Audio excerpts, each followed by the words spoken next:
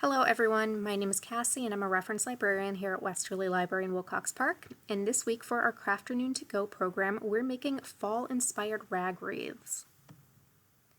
If you did sign up for one of our kits, you should have received a 9-inch wire wreath form, a bag with about 1.5 yards of fabric in various colors, and a little bit of burlap to throw in there as well. If you didn't get one of our kits, you can definitely follow along at home, and really for this, the only thing that you need to purchase is a wire wreath form, which you can get for just pennies at a dollar store or at any craft store such as Michael's. Now again, we're using a 9-inch wire wreath, but you can get them larger, and if you do get a larger wreath, just make sure you have a little extra fabric. For a 14-inch wreath, let's say, you'd probably need about 2.5 yards of fabric. And the great thing about this craft is that if you don't want to go out and purchase fabric, you can repurpose old clothing, linens, even tablecloths that you have at home. In addition to what you have in your bag, you'll also need a ruler or tape measurer and also a pair of scissors, and they don't need to be crafting scissors. Now step 1, preparing your fabric. The first thing you want to do is lay your fabric out on a flat surface. Using your ruler or tape measure as a guide, cut notches 1 inch apart along the long side of your fabric. The other side of your fabric, the shorter side, should be about 18 inches long. Once you have your notches in there, you can start tearing your fabric into strips. You will have some stray pieces if you do this. However, that kind of adds to the appeal of the rag wreath. If you don't like that look though, you can get a nice pair of scissors such as fabric scissors and just cut those strips.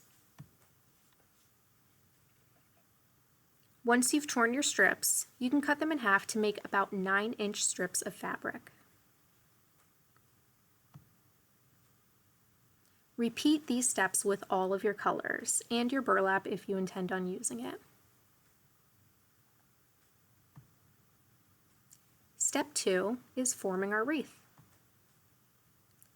Start with the inner rings and tie a piece of fabric in a knot around the 2 rings.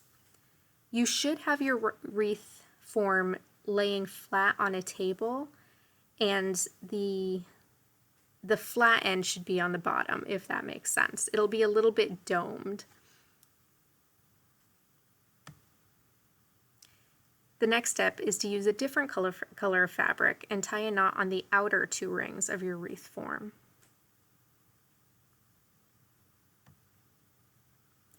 Continue this tying pattern, and every now and then you can throw some burlap in there too.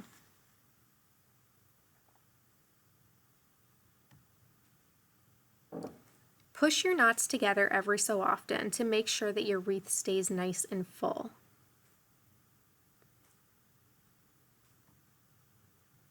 Now once you've gone around your entire wreath, you can go back and fill in any holes with extra pieces of fabric. And then you're done. If you have questions or comments, feel free to reach out to us at reference@westerlylibrary.org or call us at 401-596-2877 extension 306. Happy crafting!